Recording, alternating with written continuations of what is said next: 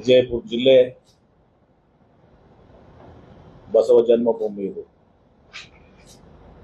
ವಿಶ್ವಗುರು ಸಾಂಸ್ಕೃತಿಕ ನಾಯಕ ಬಸವಣ್ಣವ್ರಿಗೆ ಜನ್ಮ ನೀಡಿದಂಥ ಪುಣ್ಯಭೂಮಿ. ಅದೇ ರೀತಿ ಶತಮಾನದ ಸಂತರಾದಂಥ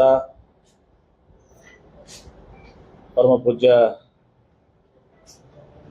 ಜ್ಞಾನೋಗಾಶ್ರಮದ ಶ್ರೀ ಸಿದ್ದೇಶ್ವರ ಮಹಾಸ್ವಾಮೀಜಿಯವರ ಜನ್ಮಭೂಮಿ ಪುಣ್ಯಭೂಮಿ ವಿಜಯಪುರ ಜಿಲ್ಲೆ. ತಮ್ಗೆ ಗೊತ್ತಿದೆ, ಇವತ್ತು ಪಂಚ ನದಿಗಳ ಬೀಡ ಇದು, ದಕ್ಷಿಣದ ಪಂಜಾಬ್ ಅಂತೇಳಿ ನಾವು ಕರಿತೀವಿ.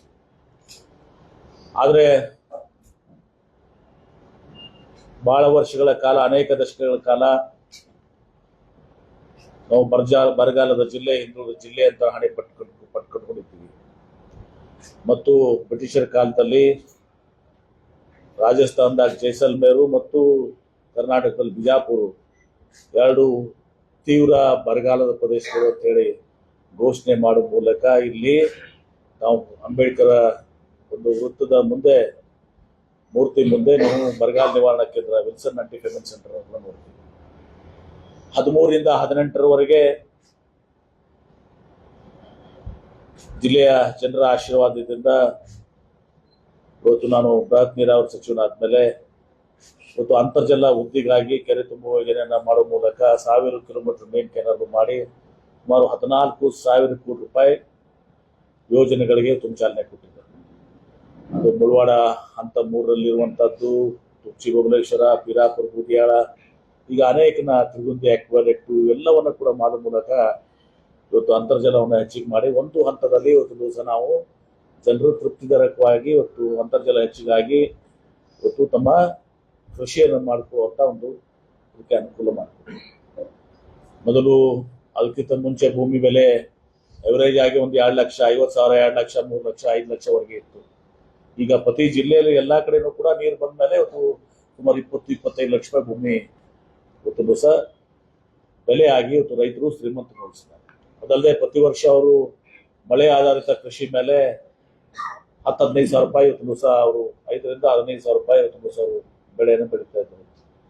ಈಗ ಪ್ರತಿಯೊಬ್ಬರು ಕೂಡ ಸುಮಾರು 1 ಲಕ್ಷ ರೂಪಾಯಿ ಒಂದು ಎಕರೆಗೆ ಬೆಳೆಯುವ ಮೂಲಕ ಇವತ್ತು ದಿವಸ ರೈತರನ್ನ ಇವತ್ತು ಶ್ರೀಮಂತಗೊಳಿಸುವಂತ ಕೆಲಸ ಸಿದ್ದರಾಮಯ್ಯನವರ ನೇತೃತ್ವದಲ್ಲಿ ಹಿಂದಿನ ಅವಧಿ ಮುಖ್ಯಮಂತ್ರಿ ಆದಾಗ ನೀರಾವರಿ ಸಚಿವನಾಗಿ ಕೆಲಸ ಮಾಡಿದ್ರು. ಈಗ 2ನೇ ಹಂತ, ಈಗ ಅದು ಗೆಜೆಟ್ ನೋಟಿಫಿಕೇಶನ್ ಆಗಬೇಕು. 2010ರಲ್ಲಿ ತೀರ್ಪು ಬಂದು, 13ರಲ್ಲಿ ಸ್ಪಷ್ಟೀಕರಣ ಅರ್ಜಿ ಬಂದು, ಕೃಷ್ಣಾ ನ್ಯಾಯಾಧಿಕರಣ ತೀರ್ಪು 2 ಅಂತಿಮಗೊಂಡ್ರು ಕೂಡ ಇವತ್ತು ಇಲ್ಲಿವರೆಗೆ ಕೇಂದ್ರ ಸರ್ಕಾರದಿಂದ ಗೆಜೆಟ್ ನೋಟಿಫಿಕೇಶನ್ ಆಗಿಲ್ಲ. ಹೀಗಾಗಿ ನಾವು ಆಲಮಟ್ಟಿ ಅಣೆಕಟ್ಟನ್ನ 519 ರಿಂದ 524 ಮಾಡ್ಲಿಕ್ಕೆ ಇವತ್ತು ದಿವಸ ಸಾಧ್ಯ ಆಗ್ತಾ ಇಲ್ಲ. ಅದಾಗಿನೂ ಕೂಡ ಬಹಳ ವರ್ಷಗಳ ಕಾಲ ನೆನೆಗುದ್ದಿಗೆ ಬಿದ್ದಿರುವಂತ ಏನು ನಮ್ಮ ಮುಳುಗಡೆಗೆ ಜನರಿಗೆ ಇವತ್ತು ದಿವಸ ಭೂ ಪರಿಹಾರ ಕೊಡಬೇಕು ಅಂತ ಬೇಡಿಕೆ ಇತ್ತು. ಇವತ್ತು ಸಾವಿರಾರು ಕೋಟಿ ಇವತ್ತು ದಿವಸ ಖರ್ಚಾಗಬೇಕಾಗ್ತದೆ, ಸುಮಾರು 40,000 ಕೋಟಿ ರೂಪಾಯಿ.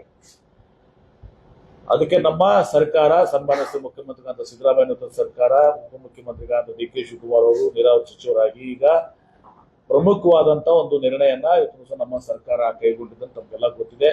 40 ಲಕ್ಷ ರೂಪಾಯಿ ಇವತ್ತು ದಿವಸ ನೀರಾವರಿ ಭೂಮಿಗೆ, 30 ಲಕ್ಷ ರೂಪಾಯಿ ಇವತ್ತು ದಿವಸ ಒಣ ಭೂಮಿಗೆ ಕೊಡುವ ಮೂಲಕ ಮತ್ತು ಕೆನಾಲ್ ನೆಟ್ವರ್ಕ್ ನಲ್ಲಿ 30 ಲಕ್ಷ ಮತ್ತು 20 ಲಕ್ಷ ಕೊಡುವ ಮೂಲಕ ಒಂದು ಐತಿಹಾಸಿಕ ನಿರ್ಣಯನ ಕೈಗೊಂಡು ಸುಮಾರು 40,000 ಕೋಟಿ ರೂಪಾಯಿ ಅಷ್ಟು ಒಂದು ದಿವಸ ರೈತರಿಗೆ ಭೂ ಸ್ವಾಧೀನ ಪರಿಹಾರನ ನಾವು ಕೊಡ್ತಾ ಇದ್ದೀವಿ. ಸುಮಾರು 75,000 ಎಕರೆ ಮತ್ತು ಕೆನಾಲ್ ನೆಟ್ವರ್ಕ್ಸ್ಗೆ. ಇನ್ನು ಬಾಕಿ ಉಳಿಯುವಂಥದ್ದು ಕೇವಲ 20 ಹಳ್ಳಿಗಳ ಸ್ಥಳಾಂತರ. ಅದಕ್ಕೆ ಪರ್ಯಾಯ ವ್ಯವಸ್ಥೆಯನ್ನು ಕೂಡ ನಾವು ಮಾಡ್ಕೊಳ್ತಾ ಇದ್ದೀವಿ. ಯಾಕಂದ್ರೆ ಅಲ್ಲಿ ಭೂಮಿ ಬೆಲೆ ಸುಮಾರು ಬಾಗಲಕೋಟೆನಲ್ಲಿ 23 ಕೋಟಿ, ವಿಜಯಪುರದಲ್ಲಿ ಸುಮಾರು 10.5 ಕೋಟಿ. ಹೀಗೆ ಈ ಲ್ಯಾಂಡ್ ಅಕ್ವಿಷನ್ ಏನು ಭೂಮಿ ಮಾಡ್ತೀವಿ ಅಲ್ಲಿ ಬಹಳಷ್ಟು ಒಂದು ಅವೈಜ್ಞಾನಿಕವಾಗಿ ಮತ್ತು ಅನೇಕ ವಿಚಾರಗಳು ಕೂಡ ನಮ್ಮ ಗಮನಕ್ಕೆ ಬಂದಿದ್ದಾವೆ. ಅಲ್ಲಿ ಪರ್ಯಾಯವಾಗಿ ಇದನ್ನು ಮುಗಿದ ಮೇಲೆ ಬೇರೆ ರೀತಿಯ ಒಂದು ನಿರ್ಣಯನ ಒಟ್ಟು ರೈತರು ಏನೋ ಮನೆ ಕಟ್ಕೋ ಪುನರ್ವಸತಿಗೊಳ್ತಾರಲ್ಲ ಆ ಜನರ ಹಿತದೃಷ್ಟಿಯಿಂದ ಒಂದು ಅತಿ ಒಳ್ಳೆಯ ನಿರ್ಣಯನ ಕೂಡ ನಾವು ಕೈಗೊಳ್ತೀವಿ.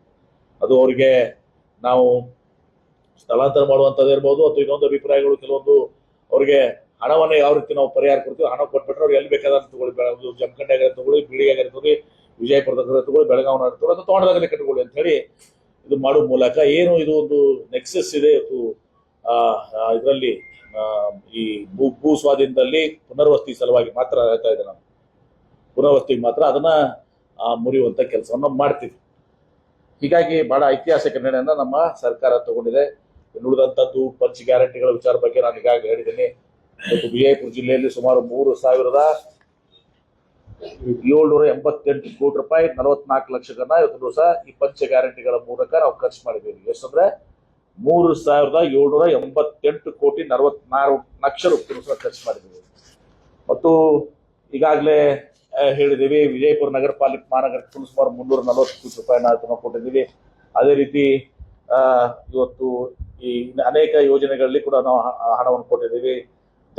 ಜಲಧಾರಲ್ಲಿ ಸುಮಾರು 3,059 ಕೋಟಿ, ಒಟ್ಟು 1,864 ಕೋಟಿ ರೂಪಾಯಿಗೆ ಖರ್ಚು ಮಾಡಿದ್ದೀವಿ.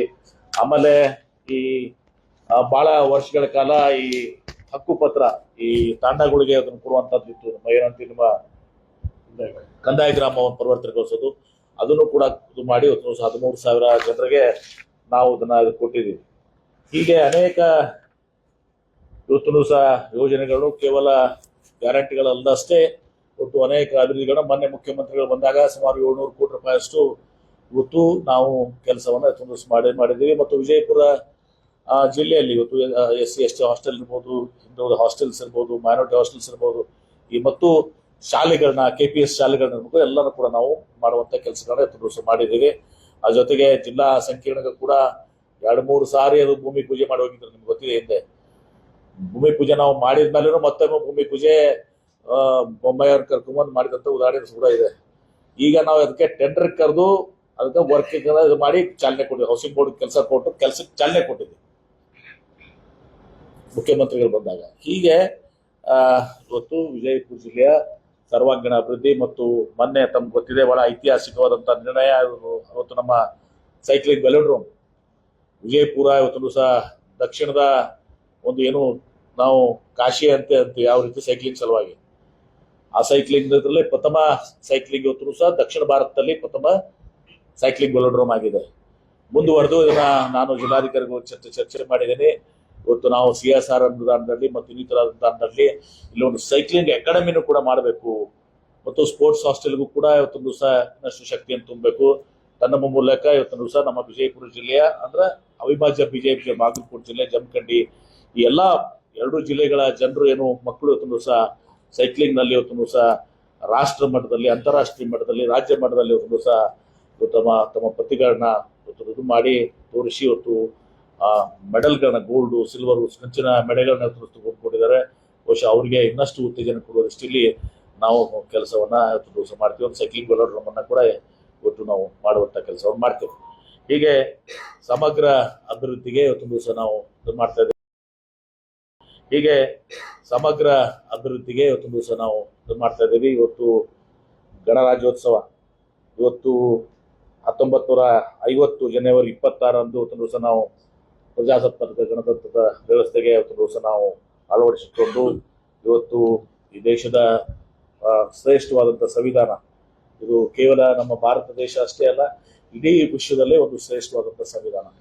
ಜನರಿಗೆ ಬೇಕಾಗಿರುವಂತಹ ಹಕ್ಕನ್ನೇನಿದೆ, ಸಮಾನತೆಯ ಹಕ್ಕನ್ನ ಎಲ್ಲವನ್ನ ಕೊಡುವಂತ ಸಂವಿಧಾನ. ಡಾಕ್ಟರ್ ಬಾಬಾ ಸಾಹೇಬ್ ಅಂಬೇಡ್ಕರ್ ಅವರನ್ನು ಕೂಡ ಸ್ಮರಣೆಯಲ್ಲಿ ಇವತ್ತು ನಾವು ಸ್ಮರಿಸಬೇಕಾಗ್ತದೆ. ಬಹುಶಃ ಅತಿ ದೊಡ್ಡ ಪ್ರಜಾಪ್ರಭುತ್ವ ರಾಷ್ಟ್ರ ನಾವು. ಈ ಪ್ರಜಾಪ್ರಭುತ್ವದ ಒಂದು ಸುಂದರ ಒಂದು ಅಂಶಗಳೇನಿದ್ದಾವೆ ಅದೆಲ್ಲವನ್ನು ಕೂಡ ಇವತ್ತು ದಿವಸ ನಾನು ನನ್ನ ಭಾಷಣದ ಮೂಲಕ ಇವತ್ತು ತಮಗೆ ತಿಳಿಸುವಂತ ಕೆಲಸವನ್ನು ಇವತ್ತು ದಿವಸ ನಾವು ಮಾಡಿದ್ದೀವಿ. ನಾವೆಲ್ಲರೂ ಕೂಡ ಇವತ್ತು ನಮ್ಮ ದೇಶ ಇನ್ನಷ್ಟು ಅಭಿವೃದ್ಧಿ ಕಾಣಬೇಕು. ಇವತ್ತು ದಿವಸ ಕಟ್ಟಕಡೆ ಮನುಷ್ಯನಿಗೂ ಕೂಡ ಇವತ್ತು ದಿವಸ ನಾವು ಅವ್ರಿಗೆ ಸಮೃದ್ಧಿ ಆಗಬೇಕು, ಶಿಕ್ಷಣವನ್ನು ಪಡ್ಕೋಬೇಕು, ಎಲ್ಲರ ಆರ್ಥಿಕ ಸಾಮಾಜಿಕ ಎಲ್ಲ ಒಂದು ಶಕ್ತಿಯನ್ನು ತುಂಬಬೇಕು ಅನ್ನುವಂಥ ಕನಸನ್ನ ಇವತ್ತು ದಿವಸ ನಾವು ಕಂಡುಕೊಂಡು ಇವತ್ತು ಕೈಗಾರಿಕಾ ಸಚಿವನಾಗಿ ಇವತ್ತು ನನ್ನ ನೀರಾವರಿ ಸಚಿವನಾಗಿದ್ದಾಗ ನನ್ನ ಶಕ್ತಿ ಮೀರಿ ಇವತ್ತು ದಿವಸ ಒಂದು ಹಂತಕ್ಕೆ ನಾವು ಇವತ್ತು ದಿವಸ ಒಂದು ಕೆಲಸವನ್ನು ಮಾಡಿದ್ದೀವಿ, ನೀರಾವರಿ ಕಾರ್ಯಗಳನ್ನ. ಈ ಎರಡನೇ ಇವತ್ತು ದಿವಸ ಕೈಗಾರಿಕಾ ಸಚಿವನಾಗಿನೂ ಕೂಡ ಬಹಳಷ್ಟು ಆಶಯವನ್ನ ಇವತ್ತು ದಿವಸ ಜಿಲ್ಲೆ ಜನತೆ ಹೊಂದಿದ್ದಾರೆ. ನಾವು ಬಿಯಾಂಡ್ ಬ್ಯಾಂಗ್ಳೂರ್ ಪ್ರೋಗ್ರಾಮ್ ಅನ್ನು ಮಾಡಿ ಇವತ್ತು ಮೊನ್ನೆ ಗ್ಲೋಬಲ್ ಇನ್ವೆಸ್ಟರ್ಸ್ ಮೀಟ್ ಏನಾಯಿತು, ಜಾಗತಿಕ ಬಂಡವಾಳ ಹೂಡಿಕೆದಾರರ ಸಮಾವೇಶದಲ್ಲಿ 10,27,000 ಕೋಟಿ ರೂಪಾಯಿ ಇವತ್ತು ನಾವು ಕಮಿಟ್ಮೆಂಟ್ಸ್ ತಗೊಂಡಿದ್ದೀವಿ, MOU ಸೈನ್ ಮಾಡಿದ್ವಿ. 10,27,000 ಕೋಟಿ ರೂಪಾಯಿಲಿ ಈಗಾಗಲೇ 50% ನಾವು ಇದನ್ನ ಗ್ರೌಂಡ್ ಮಾಡಿದ್ದೀವಿ. ಅದ್ರಾಗ 60% ಉತ್ಪಾದನೆ ಕಡೆ ಇದೆ, 60% ಮ್ಯಾನುಫ್ಯಾಕ್ಚರಿಂಗ್. ಹಿಂದೆ ಎಂದೂ ಕೂಡ ಇತಿಹಾಸದಲ್ಲಿ ಈ ತರ ಆಗಿಲ್ಲ. ಅಂದ್ರೆ ನನ್ನ ಒಂದು ಏನಿತ್ತು 75% ಸಹ ಇವತ್ತು ಮಿನಿಮಮ್ ಆಗಿ ನಾವೇನು 10,27,000 ಕೂಡ ಅದನ್ನ ರಿಯಲೈಸ್ ಮಾಡಬೇಕು. ಕೇವಲ ಕಾಗದ ಮೇಲೆ ನಾವು ಘೋಷಣೆ ಮಾಡಿದ್ರೆ ಸರಿ ಇಲ್ಲ ಅಂತ ಮಾಡಿದ್ದೀವಿ. ಈಗ ದಾವೋಸ್ಗೂ ಕೂಡ ಹೋಗಿದೆ, ನಿನ್ನೆ ಬಿಟ್ಟು ಮೊನ್ನೆ ನಾವು ದಾವೋಸ್ ತಿರುಗಿದ್ದೀವಿ. ಅಲ್ಲಿನೂ ಕೂಡ ಸುಮಾರು 50-60 ಕಂಪನಿ ಜೊತೆ ನಾವು ಮಾತನಾಡಿದ್ದೀವಿ. ಅಲ್ಲಿನೂ ಒಂದು 2-3 ಕಂಪನೀಸು ನಮ್ಮ ವಿಜಯಪುರ ಜಿಲ್ಲೆಗೆ ನಾವೆಲ್ಲ ರೀತಿಯ ಸೌಲಭ್ಯಗಳು ಕೊಡ್ತೀವಿ, ನೀರಿದೆ, ವಿದ್ಯುತ್ ಶಕ್ತಿ, ಭೂಮಿ ಎಲ್ಲವನ್ನ ಕೊಡ್ತೀವಿ. ವಿಜಯಪುರ ಜಿಲ್ಲೆಗೆ ಅವ್ರಿಗೆ ಆಹ್ವಾನ ಕೊಟ್ಟಿದ್ದೀವಿ. ಒಟ್ಟಾರೆ ನನ್ನ ಒಂದು ಅವಧಿಯಲ್ಲಿ ಕನಿಷ್ಠ ಕೆಲವೊಂದು ಮೇಜರ್ ಇಂಡಸ್ಟ್ರೀಸ್ನು ಕೂಡ ಇಲ್ಲಿ ಬರೋ ಮೂಲಕ ಇವತ್ತು ಆರ್ಥಿಕ ಇದಕ್ಕೆ ಮತ್ತು ಮುಖ್ಯವಾಗಿ ಇವತ್ತು ಜನರಿಗೆ ಉದ್ಯೋಗ ಸಿಗುವಂಥದ್ದು ಆಗ್ಬೇಕು ಅನ್ನೋ ದಿಶೆಯಲ್ಲಿ ಒಂದು 5-6 ಯೋಜನೆಗಳನ್ನ ನಾವು ಫಾಲೋ ಅಪ್ ಮಾಡ್ತಾ ಇದ್ದೀವಿ ಜಾಗತಿಕ ಬಂಡವಾಳ ಹೂಡಿಕೆದಾರರ ಸಮಾವೇಶದಲ್ಲಿ. ಮತ್ತು ಈಗಲೂ ಕೂಡ ಮೊನ್ನೆ ಡಾವೋಸ್ನಲ್ಲಿ ಬಂದಂಥದ್ದನ್ನ ಮಾಡಿ ಒಂದು ಕೆಲವೊಂದನ್ನಾದರೂ ಇಂಡಸ್ಟ್ರೀಸ್ ಇಲ್ಲಿ ರಿಯಲೈಸ್ ಆದರೆ ನೀರಾವರಿ ಜೊತೆಗೆ ಇವತ್ತು ಕೈಗಾರಿಕೆನೂ ಕೂಡ ಇದು ಆಗುವಂತ ಕೆಲಸ ಇಲ್ಲಿ ಆಗ್ತದೆ ಅನ್ನೋ ಮಾತನ್ನ ಈ ಸಂದರ್ಭದಲ್ಲಿ ಹೇಳ್ಬೇಕಾಗ್ತದೆ. ನವರಸ್ ಪೂರ್ವನ ಇವತ್ತು ದಿವಸ ನಾವು ಟೆಂಟೇಟಿವ್ ಆಗಿ ಮಾರ್ಚ್ ಲಾಸ್ಟ್ ವೀಕ್ನಾಗ ಮಾಡ್ಬೇಕು ಅಂತೇಳಿ ಡಿಸೈಡ್ ಮಾಡಿದ್ವಿ. ಜಿಲ್ಲಾಧಿಕಾರಿಗಳು ನಾವು ಚರ್ಚೆ ಮಾಡಿದ್ದೀವಿ. ಈಗ ಹಿಂದೆ ಏನೋ ನಾವು ಮಾಡಿದ್ವಿ, ಆ ಎಲ್ಲ ಇದನ್ನ ವಾಪಸ್ ತೆಗೆಸ್ಕೊಂಡು ಅದನ್ನ ಒಂದು ಮತ್ತೊಮ್ಮೆ ರಿವೈವ್ ಮಾಡ್ಕೊಳ್ಳಿ ಅಂತೇಳಿ ಜಿಲ್ಲಾಧಿಕಾರಿಗಳು ಹೇಳಿದ್ದೀನಿ. ಲಾಸ್ಟ್ ಟೈಮ್ ನಾವು ಮಾಡಿದಾಗ ಬಹಳ ವ್ಯವಸ್ಥಿತವಾಗಿ ಆಗಿತ್ತು, ಬಹಳ ಸುಂದರವಾಗಿ ಆಗಿತ್ತು. ಮತ್ತು ಪ್ರಥಮ ಬಾರಿ ನಾವು ಅದರ ಸಂಗೀತ ಮಾಲಕ್ಕೆ ಹೋಗಿದ್ದೀವಿ. ಇಲ್ಲೇ ಸಿಟ್ಟಾಗಿ ಒಂದು ನಿಮಿಷ ಹೇಳ್ತಾ ಇದೀನಿ, ಕೇಳಿ ಮುಗಿಸ್ಲಿ, ಒಂದು ನಿಮಿಷ ಮುಗಿದ್ಮೇಲೆ. ನಾವು ಪ್ರಥಮ ಬಾರಿಗೆ ಎಲ್ಲರೂ ಕೂಡ ಬಿಜಾಪುರ ಇರ್ಲೇನೆ ಆಗ್ತಿತ್ತು ಏನ್ರಿ. ಈ ಸಲ ಪ್ರಥಮ ಬಾರಿಗೆ ಹೋದ ಸಲ ನಾವೇನ್ ಮಾಡಿದ್ವಿ, ಸಂಗೀತ ಮಾಲಕ್ಕೆ ಅಲ್ಲಿ 5 ದಿವಸ ಮಾಡಿದ್ದೀವಿ. ಇಲ್ಲಿ ಕೆಲವೊಂದು ಕಾರ್ಯಕ್ರಮ ಬ್ಲೆಂಡ್ ಮಾಡಿದ್ದೀವಿ, ಅಂತ ಮಿಕ್ಸಪ್ ಮಾಡಿದ್ದೀವಿ. ಆ ರೀತಿ ಇವತ್ತೊಂದು ದಿವಸ ಒಂದು ನವರಸ್ಪುರ ಉತ್ಸವನ ಅತಿ ಒಂದು ಅರ್ಥಪೂರ್ಣವಾಗಿ ಮಾಡುವಂತ ಕೆಲಸವನ್ನು ಮಾಡ್ತೀವಿ ಅನ್ನೋದು ಮಾತನಾಡ್ತಾರೆ. ವಿಮಾನ ನಿಲ್ದಾಣದ್ದು ತಮ್ಗೆ ಗೊತ್ತಿದೆ, ಇವತ್ತು ಅದು ನಮ್ಮ ವಯೋಲೇಷನ್ ಕ್ಲಾಸ್ನಲ್ಲಿ, ಎನ್ವಿರಾನ್ಮೆಂಟಲ್ ವಯೋಲೇಷನ್ ಕ್ಲಾಸ್ನಲ್ಲಿ ನಾವು ಎನ್ವಿರಾನ್ಮೆಂಟ್ ಕ್ಲಿಯರೆನ್ಸ್ ತಗೊಳ್ಳಾರ್ದೆ ಕೆಲಸ ಪ್ರಾರಂಭ ಮಾಡಿ ಅರ್ಧ ದಾರಿ ಸರಿಸಿದ್ವಿ. ಕೆಲವೊಂದು ಕಡೆ ಮಾಡಿದಾಗ್ಲೂ ಕೂಡ ಹಿಂದೆ ಪದ್ಧತಿಯಲ್ಲಿ ಪರ್ಮಿಷನ್ ಸಿಕ್ಕಿತ್ತು. ನಾವು ಹೋಗೆಲ್ಲ ಸಿಕ್ಕೊಂಡು ಒಬ್ರು PIL ಫೈಲ್ ಮಾಡಿ ಇವತ್ತು ದೇಶದಲ್ಲಿರುವಂಥ ಸುಮಾರು 100ಕ್ಕೂ ಹೆಚ್ಚು 200ಕ್ಕೂ ಹೆಚ್ಚು ಜನರ ಮೇಲೆ ಒಂದು ಕೇಸನ್ನು ಹಾಕಿದ್ರು. ಸುಪ್ರೀಂ ಕೋರ್ಟ್ನಾಗ ನಮ್ಮ ವಿರೋಧವಾಗಾಯಿತು. ಸುಪ್ರೀಂ ಕೋರ್ಟ್ ಪ್ರಥಮ ನಿರ್ಣಯ ನಮ್ಮ ವಿರೋಧವಾಗಾಯಿತು. ನಾವು ಬಹಳಷ್ಟು ಆತಂಕಗೊಂಡಿದ್ದೀವಿ, ಎಲ್ಲಿದು ಒಂದು ಮತ್ತೆ ನೆನಗುದ್ದಿಗೆ ಬೀಳ್ತದಪ್ಪ ಅಂತ ತಿಳ್ಕೊಂಡು ನಾವು ಆತಂಕಗೊಂಡು ಒಂದು ದಿವಸ ಬಹಳಷ್ಟು ಪ್ರಯತ್ನ ಮಾಡಿದ್ರು. ನಮ್ಮ ವಿರುದ್ಧ ಜಜ್ಮೆಂಟ್ ಬಂತು. ಮತ್ತೆ ನಾನು ಕಪಿಲ್ ಸಿಬ್ಬಲ್ ಅವ್ರಿಗೆ ಇದು ಮಾಡಿಸಿ, ನಮ್ಮ Nishant Patil advocate and record ಅವ್ರಿಗೆ ಹೇಳಿ ಕಪಿಲ್ ಸಿಬ್ಬಲ್ ಇದು ಮಾಡಿಸಿ ಕೆಲವೊಂದು ಪಾಯಿಂಟ್ಸ್ ನಾನೇ ಕೊಟ್ವಿ. ಒಂದು ದಿವಸ ತಪ್ಪು ಎನ್ವಿರಾನ್ಮೆಂಟ್ ಇದರಲ್ಲಿ ನಮ್ಮ ಯಾರ್ದಾರೆ ತಪ್ಪಾಗಿರ್ಬೋದು ಇಲಾಖೆಯಿಂದ, ಆದರೆ ವಿಜಯಪುರ ಜಿಲ್ಲೆ ಜನತೆ ಏನು ಪ್ರಯಾಣಿಕರು ಅವ್ರಿಗೆ ಅವಕಾಶ ಸಿಗೋದಿಲ್ಲ.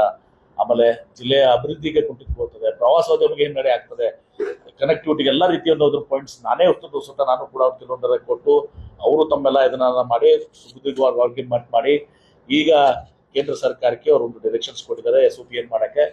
ಆಮೇಲೆ ಎರಡನೇದಾಗಿ ಅದನ್ನ ಡಿವಿಷನಲ್ ಇದು ಬೆಂಚ್ಗೆ, ಲಾರ್ಜರ್ ಬೆಂಚ್ಗೂ ಕೂಡ ರೆಫರ್ ಮಾಡಿದ್ದಾರೆ. ಹಿಂಗಾಗಿ ಬಹುಶಃ ನಾವು ಗಂಡಾಂತರದಿಂದ ಪಾರಾಗಿದ್ದೀವಿ. ಏನು ನೆನಗುದ್ದಿಗೆ ಬಿಡುವಂತ ಒಂದು ಸಂದರ್ಭ ಇತ್ತು, ಆ ಗಂಡಾಂತರದಿಂದ ಪಾರಾಗಿದ್ದೀವಿ. ಇನ್ನು ನಾವು ಮೊನ್ನೆ ಮುಖ್ಯಮಂತ್ರಿಗಳಿಂದ ಅವರೇ ಒಂದು ಡ್ರಾಫ್ಟ್ ಮಾಡಿ ಒಂದು ಲೆಟರ್ ಕಳಿಸಿದ್ರು. ಆ ಡ್ರಾಫ್ಟ್ ಮಾಡಿದ ಲೆಟರ್ ಪ್ರಕಾರ ನಾವು ಅದನ್ನ ಕೇಂದ್ರ ಸರ್ಕಾರಕ್ಕೆ ಇವತ್ತು ನಾವು ವಿಮಾನಯಾನ ಸಚಿವರಿಗೆ ಒಂದು ದಿವಸ ನಾವು ಪತ್ರವನ್ನ ಬರೆದಿದ್ದೀವಿ. ಮತ್ತು ಸಂಬಂಧಿಸಿದ ಹಸಿರು ಫಾರೆಸ್ಟ್ ಎನ್ವಿರಾನ್ಮೆಂಟ್ ಮಿನಿಸ್ಟರ್ ಕೂಡ ಪತ್ರ ಬರೆದಿದ್ದೀವಿ, ಫಾಲೋ ಅಪ್ ಮಾಡ್ತಾ ಇದ್ದೀವಿ. ಬಹುಶಃ ಒಂದು 5-6 ತಿಂಗಳಲ್ಲಿ ಇವತ್ತು ದಿವಸ ನಮಗೆ ಆ ಒಂದು ಎನ್ವಿರಾನ್ಮೆಂಟ್ ಕ್ಲಿಯರೆನ್ಸ್ ಬಂದ್ಬಿಟ್ರೆ ಮುಂದೆ ಒಂದು 6 ತಿಂಗಳಲ್ಲಿ ಇವತ್ತು ದಿವಸ ಏರ್ಪೋರ್ಟ್ ಅನ್ನ ಪ್ರಾರಂಭ ಮಾಡಬೇಕು. ಅದಿಷ್ಟೇ ಬಹಳ ಆತಂಕದಲ್ಲಿದ್ದಂತ ಒಂದು ಪರಿಸ್ಥಿತಿಯಲ್ಲಿ ಸ್ವಲ್ಪ ನೆಮ್ಮದಿ ಇವತ್ತು ನಮ್ಗೆ ದೊರಕಿದೆ. ಇಲ್ಲಿಕಂದ್ರೆ ಮತ್ತೆ ಅದೊಂದು ಹಾಗೆ ಉಳ್ಕೊಂಡ್ಬಿಟ್ಟಿದ್ರೆ ನೆನಗುದ್ದಿಗೆ ಬಿದ್ದು ಅದು ಆದ್ರೆ ಬಹಳ ಅನಾಹುತ ಆಗ್ತಿತ್ತು. ಅದ್ರ ಜೊತೆಗೆ ಮತ್ತೆ ನಾವು 370 ಕೋಟಿ ರೂಪಾಯಿ ಕೊಟ್ಟು ಅಡಿಷನಲ್ ಆಗಿ ಕೊಟ್ಟು ಈಗ ನೈಟ್ ಲ್ಯಾಂಡಿಂಗು ಮತ್ತು ಮೊದಲು ಕೇವಲ ATR ಅಷ್ಟೇ ಇತ್ತು, ಅಲ್ಲಿ ATR ಅಷ್ಟೇ ಇತ್ತು.